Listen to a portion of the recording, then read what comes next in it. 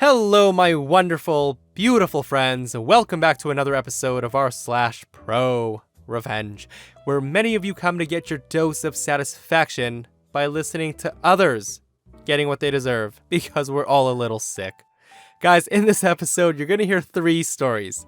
The first, OP and her friends get sweet revenge on their landlord who forces them to live in horrendous living conditions. The second story, OP takes down a Karen and sends her to prison. Clap, clap, clap. And we'll finish up with a short story about a cruise ship critic and what happens when you complain a little too much and are a little too entitled.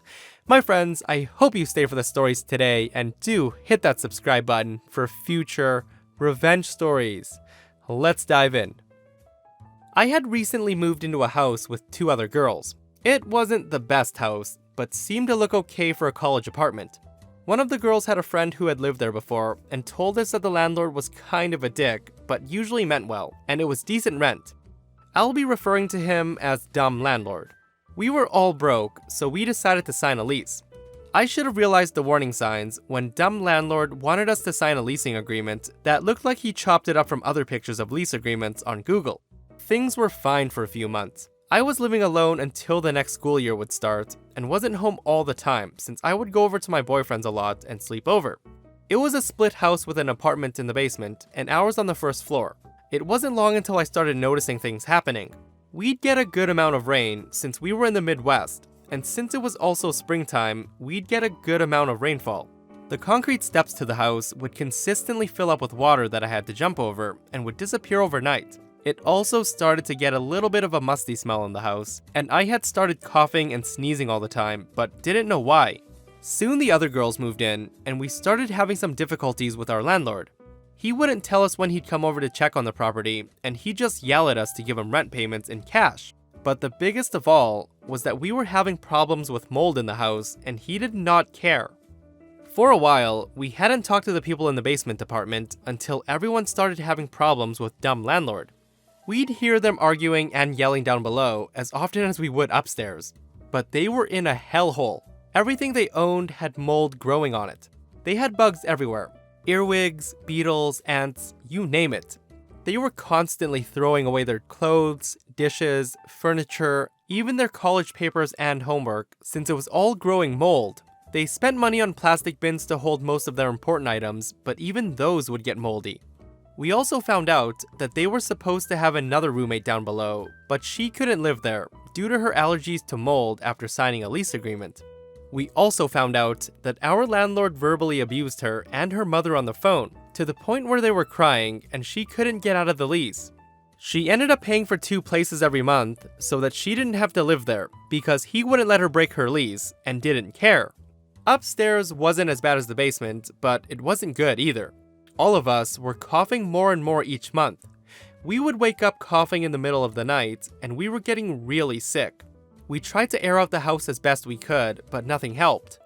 Me, being a vocal person, tried to explain to him what was going on in the house. I explained that there was no air circulation and how his concrete steps and foundation walls were not sealed, so all the water I'd have to jump over was most likely going into the basement walls, causing all of the mold. We also found a few areas on the roof that needed patching, since we noticed some leaks among some other things.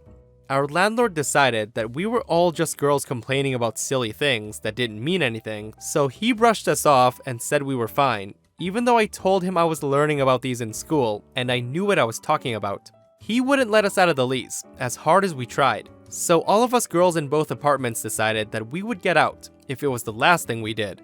We began researching all of the legal apartment and tenant information for our state to get out. We were paying for attorney fees. We started taking pictures of the mold upstairs and downstairs that we could find, talking with several different city staff and police, and started compiling this into a nice document. After deferring my rent payment to get a copy of the lease agreement from him, we could finally take a look at our legal document and use that further to get out. We were also working with another landlord at a renting company in town who I'll call Good Landlord. He was thankfully doing his best to get us out of this place and into one of his rental suites. Through him, we'd get all the legal ins and outs of the renting business, and he would help us find a loophole. After months and months of arguments, money, and researching, we found it. If we sent in a mold test to a research lab and it was over the limit of what was inhabitable, we could get out. It was safe to say that we had a pretty good idea that it was over the limit. The test came back a few days later, and we sent that off to the city, including our nice documents of pictures, statements, and leasing agreements. Not even 4 hours went by, and we got a call from the city. Our house was so full of mold that we were to move out of the apartment within 24 hours, and it was to be condemned. We were ecstatic.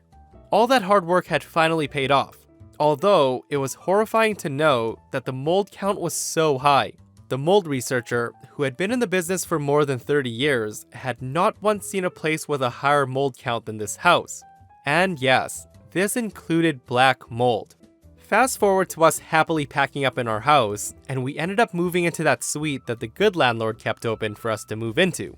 Poor old landlord was sobbing in our driveway as we happily stacked boxes into cars. He said he was sorry and that he should have paid more attention and listened to us, and that this was his girlfriend's property and she's going to dump him. We all took a picture the next day, smiling in front of the condemned signs. It's still one of my favorite pictures to this day. The landlord definitely was only sorry that he got caught and lost his girlfriend's house. He deserved to have that house condemned. It's so unfortunate that there's many crappy landlords like this out there, who just look at dollar signs and don't give a care in the world how their tenants are doing, as long as the money keeps rolling in. Guys, let me know in the comments below if you've ever experienced any crazy rental situations like this. Okay, so this happened years ago, 1985 to be exact. I was 45 when this happened, and 81 now. So after my second retirement, I started doing property management. I bought this 2,500 square foot luxury home with the sole intention of renting it out. Now, I didn't know how bad the HOA was, but when I became the owner, I soon found out. This all took place in 2 years' time. Karen, the president of the HOA, would literally have a problem with everyone in the neighborhood and loved to fine people. Trash cans left out? Fined. Loud music after 10 p.m.? Fined. Yard sale without permission? Fine. Removing dead plants and replanting without approval? It's a fine. It went on and on like this.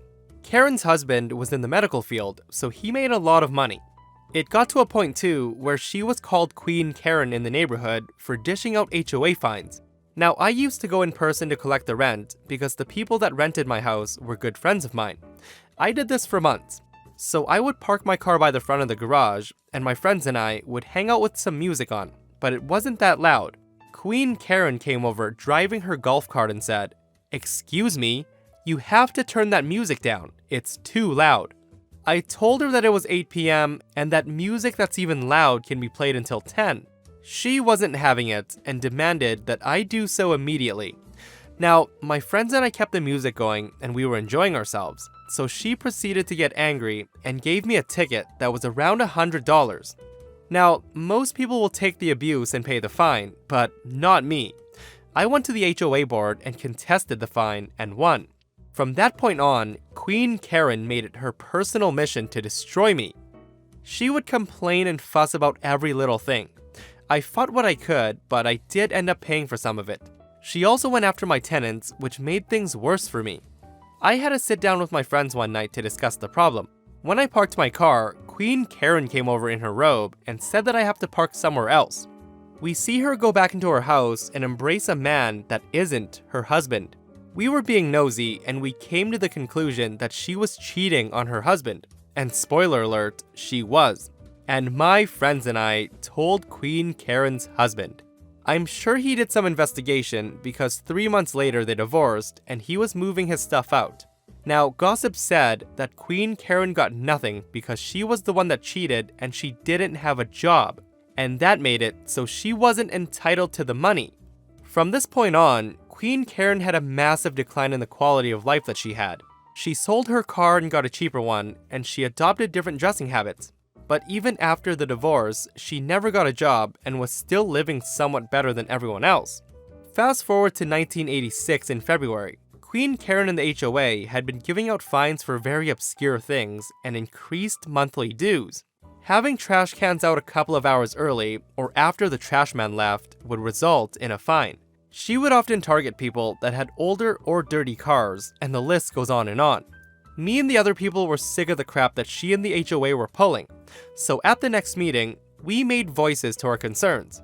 Queen Karen said that the community had been falling behind on repairs, and that dues and increases in fines were necessary, especially if people weren't maintaining their own property. She said that was in the yearly budget report and that we should have read it. The other pissed off residents and I go and read the statement.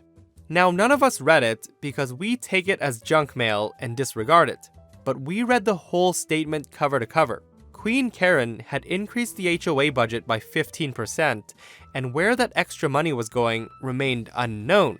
We went over to her house the next day and demanded to know where the extra money was being spent, but she refused several times. She just closed the door and went back to watching TV. We filed a joint lawsuit to find out where the money was going, and in June, we found out. So cue the revenge. Queen Karen was living off the HOA fines and dues. The increase is because she was running out of money. She still didn't have a job, so she just embezzled from the HOA so she wouldn't have to get a job. And she gets busted. We call the police for her embezzling the money. She was charged with fraud and extortion, and the neighbors and I filed a joint lawsuit against Karen to get reimbursement as well. Because she had no money, she had to mortgage her house to pay us all. She later went to federal prison for 6 years with no parole. Because she went away, no one was paying for her house. The bank foreclosed on it, and it was bought by someone else. She got out in 1992 and was homeless. Honestly, the majority of us didn't want to ruin her life like this. Had she toned down the excessive fines, we would have let her be. But she had to double down and steal from us because she didn't want to get a job like everyone else. OP definitely did not ruin Karen's life. Karen did this to herself. It would have happened sooner or later. This happened a long time ago, when I worked on cruise ships. We always had guys from the internet forum Cruise Critic come. This guy had printed a sign that said, "I'm a cruise critic," and put it on his cabin door. Basically, these people expected special service and complained about absolutely everything to get free upgrades, drinks, or even a free cruise. As soon as he got on board, he complained about his cabin and was upgraded to a balcony suite to shut him up, and it still wasn't good enough. He kept complaining that his TV reception wasn't crystal clear. We visited his cabin and saw no issue with the image, and in fact, it was better than most TVs as it was close to the amplifier for that section. After replacing the TV anyway, and explaining that we are tracking a geostationary TV satellite on a moving ship with a gyro-stabilized dish, he still kept complaining that the picture wasn't as clear as his TV at home.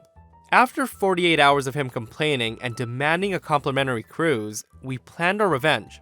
When we knew he was at his allocated dining time, my AV team showed up in the cabin and gathered a team of engineers, fitters, and electricians.